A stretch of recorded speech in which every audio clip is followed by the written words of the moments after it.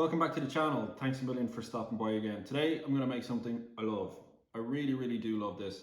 It's a burrito. So when you go in and you order your burrito and you're asking for your guacamole and they're saying, yeah, that's going to cost you extra, this is much better. And for a couple of reasons, simple reasons. Number one, it's not full of filler. Number two, it's absolutely fresh. So I'm going to show you how to make the chicken, the lime and coriander rice, the guacamole, the black beans, the salsa, and put it all together. Enjoy. Like I'm genuinely not messing with this one. It's really good. Give it a go. Right, here we go, chicken burrito, one of my favorite things to make. Get one of these tools if you can, they're really handy. So first up, we're gonna do the salsa and the guacamole. So just gonna chop up an onion, rev up the chopping engine. So easy, takes a good 5 minutes out of the process overall. You don't want to completely obliterate it in the chopper, you do want a little bit of crunch in them onions still. Same process with onion 2, no change, exact same process. So it's 1 onion for your guacamole, 1 onion for your salsa. 2 big juicy fresh limes, 1 for the guacamole and 1 for your salsa. You're doing this part at the start to let the onion soak up the lime juice, really important. So you want to squeeze out absolutely every bit you can get out of these. If you have a fancy tool for it, use it now. Pinch of salt in both to taste. Next up is chopping the tomatoes. I always use vine tomatoes for a really simple reason. You pick them up and you smell them. They actually smell like a tomato. That's a win. So you want to chop the head off. You want to take the seeds out. You want to be left with the juicy skin.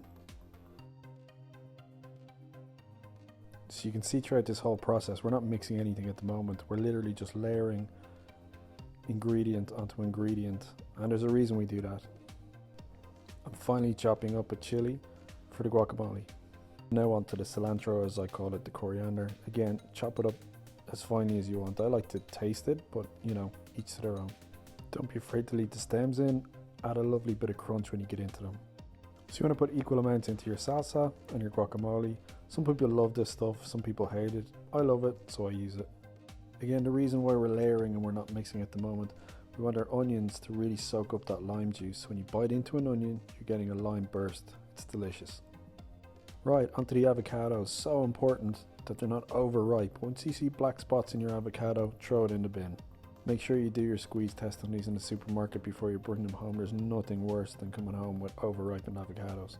So as you can see, we're still layering. You just want to mash it on top of the ingredients you've already got in the bowl. So for the moment you're done, put both of these into the fridge until you're ready to take them out and start mixing them up. Okay, so next up with the chicken. Anybody who's watched my videos at this stage knows I am not a big fan of bits hanging onto the edge of my chicken. So do take some time. As soon as you've done that, you want to just half the breasts essentially, make them nice and thin, and then cut them into little strips.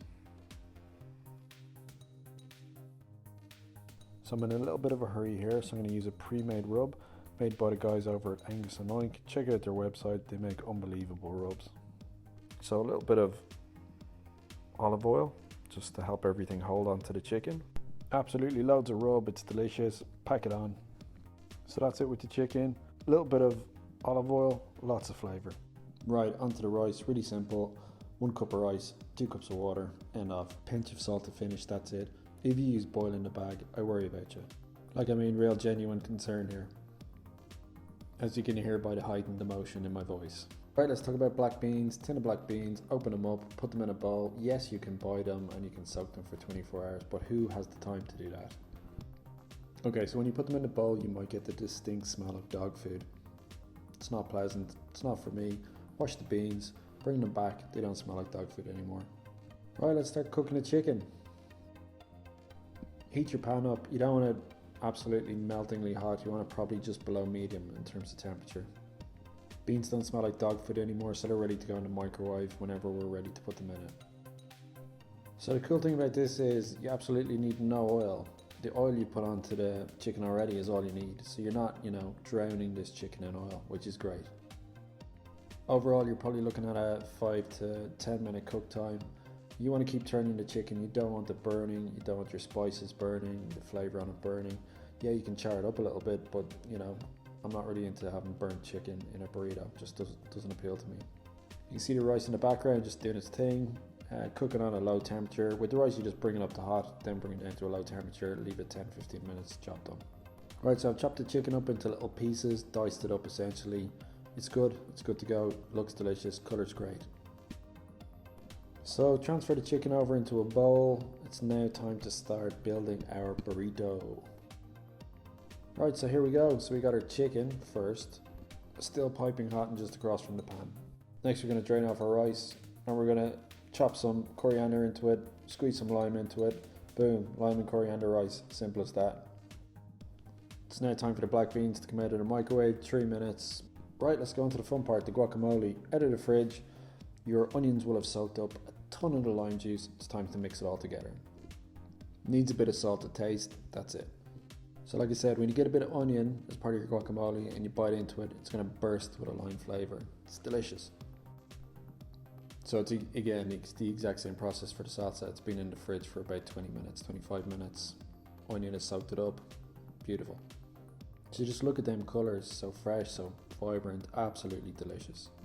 So you're nearly there. You're going to pick 2 of your favourite hot sauces. I'm using obviously 2 of my favourite Mexican ones. Right, so we've got our salsa, our beans, our guac, our rice and our chicken. Good to go. Okay, so back over to our pan. You want to just heat up your wrap 5-10 seconds on each side. That's it.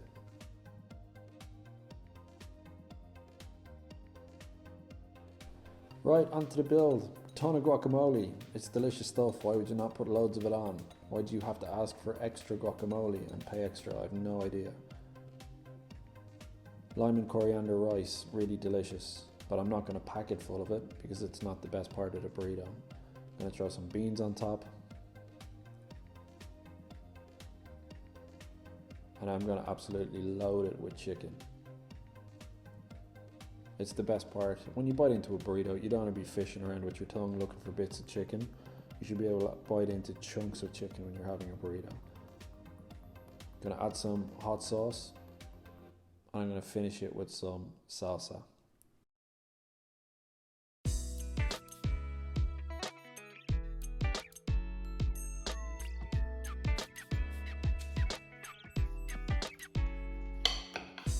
So there you have it, burrito made at home. What's the big difference between this and the one you get in a, takeaway burrito place?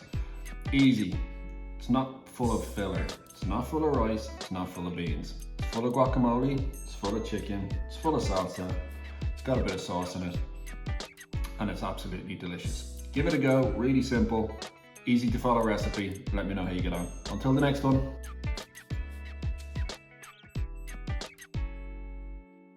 So if you've made it this far, thank you so much. Please like, please subscribe. It really helps. Thank you.